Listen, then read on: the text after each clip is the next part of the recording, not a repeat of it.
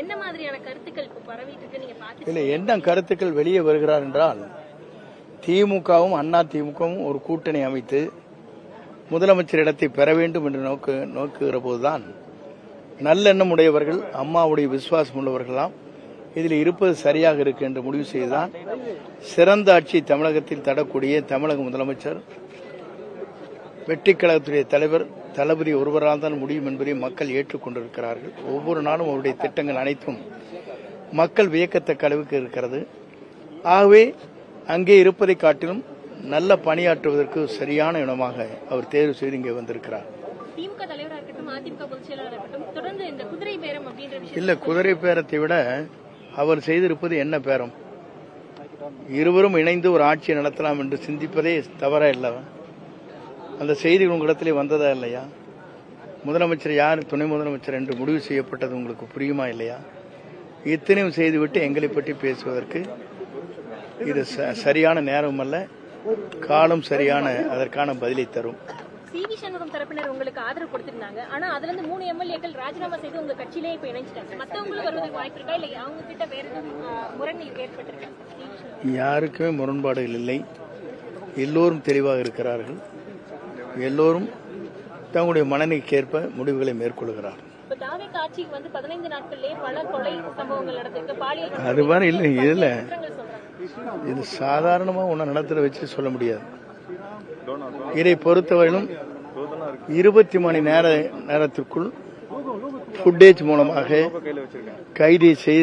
கைதிகளை செய்து அவர்கள் அந்த பாலியல் குற்றம் செய்தவர்களை கைது செய்து மட்டுமல்ல அதற்குரிய நடவடிக்கை மேற்கொண்டிருக்கிறார்கள்.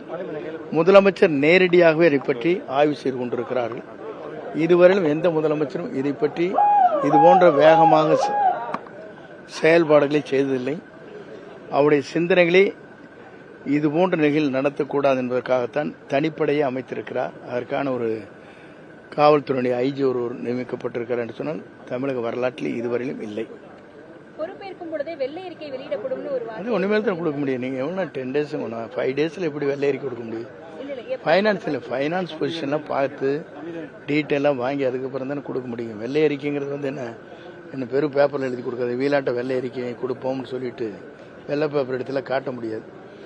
தெளிவாக நம்முடைய முதல்வரை பொறுத்தவரை தெளிவான சிந்தனை உள்ளவர், மக்கள் நலன் காக்கக்கூடியவர், மக்களுக்கு முழு பாதுகாப்பு தரக்கூடியவர், பெண்களுக்கு இதுவரையும் தமிழ்நாட்டில் வரலாற்றில் இல்லாத ஒரு பாதுகாப்பை தரக்கூடிய முதலமைச்சர்.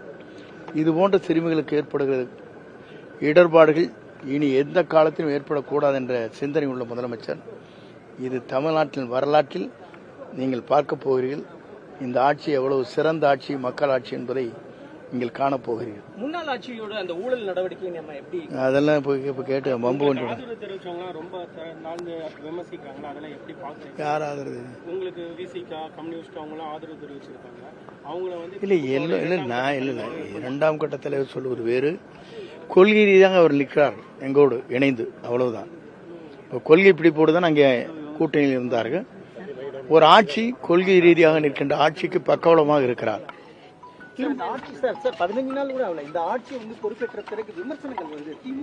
நீங்க இது இல்லைங்க, நீங்க பொதுவா சொல்றது கேளுங்க. நான் ஒன்னு கேட்கிறேன் உங்ககிட்ட. 6 மாதம் பொறுத்திருப்போம், அதற்கு பிறகுதான் கேள்வி கேட்போம்னு சொன்னாங்களே, ஏன் இப்ப கேட்கறாங்க?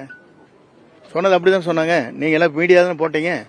ஒரு ஆட்சி வந்ததற்கு பிறகு இந்த ஆட்சியுடைய நடவடிக்கை பற்றி 6 மாதத்திற்கு பிறகுதான் நாங்கள் உரையாற்றுவோம் சொன்னது எங்க? சட்டமன்றத்தில். அப்ப 8 நாள் 10 நாளைக்கு கேட்டிருந்தீங்கன்னா